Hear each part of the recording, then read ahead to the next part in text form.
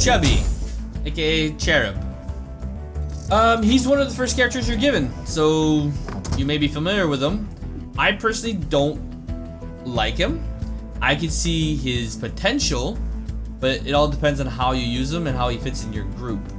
I find him a bit weak with his pistol and his shield. He deals not that much damage. I find him kind of slow with his shield abilities because you're going to use 1 AP to shield a target from 1 oncoming damage.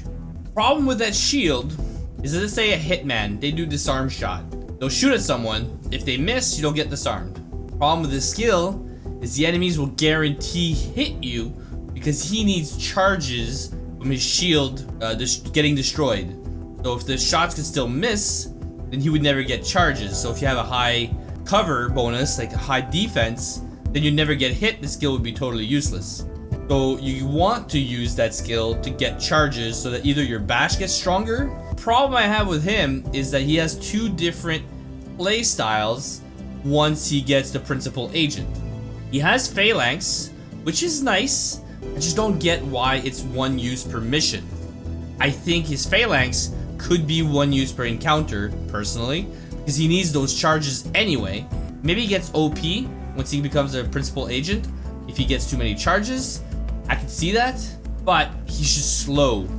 So really he's a support character.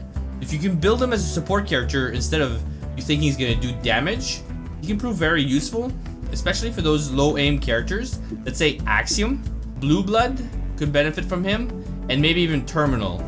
These 3 characters could benefit from the shield once you unlock the plus 15 aim for them. They are likely to shoot a lot of bullets. You don't really care about them having the shield for the damage reduction. You just want them to have the aim so you can even take shots from enemies behind cover and likely hit them. My first playthrough, I thought my shields were staying on the allies between rounds. Let's say there's multiple encounters, the shield would stay to the next encounter. This time I noticed that that didn't happen, and I'm not so sure if it's because of generator, maybe something else, but they weren't persisting. I didn't really like Guard because he needs charges to be useful. If you don't have charges, he's kind of useless, I find, because all he has is that 3 bash. His pistol is kind of weak, and he's really there to buff the team. Especially once you unlock this, then you realize it's all about the charges. So Guard basically makes you half cover and plus 1 armor at the end of your turn.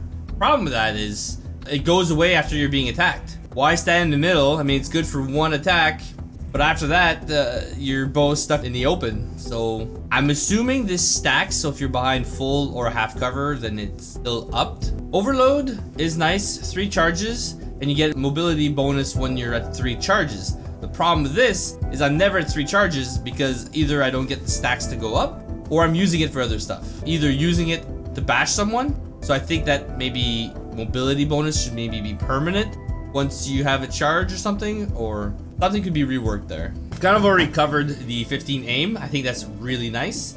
If you kill the enemy, or unconscious, because he technically doesn't kill, he knocks them out. The thing is, you're not doing much damage. You're doing 3 to 5. Maybe on normal, that's fine. Maybe on weakened enemy, yeah, sure, great. When you're playing on impossible in this game, the enemies have like over 12 HP. You're not likely to hit and kill most of them, and if you're at that point, then you're just using subdue anyway, which is what his bash is. I get it. It's just not enough. You're just gonna be doing 3 damage if you don't already have a charge, and if you have a charge, you're likely to use it for this. Unless, like I said, maybe you're playing on higher difficulty and this has already been used. This is what makes him good, this skill. Supercharge. You spend all your stored charges and increase your primary weapon damage for you and your allies, and you put a hollow target on all the enemies, and it lasts for an X amount of turns depending on how many charges you have. So the fact that you can boost everybody's damage is really nice, and then you also boost all their aim on top of that. That makes him a really good ally to have, especially if you have a lot of people that shoot.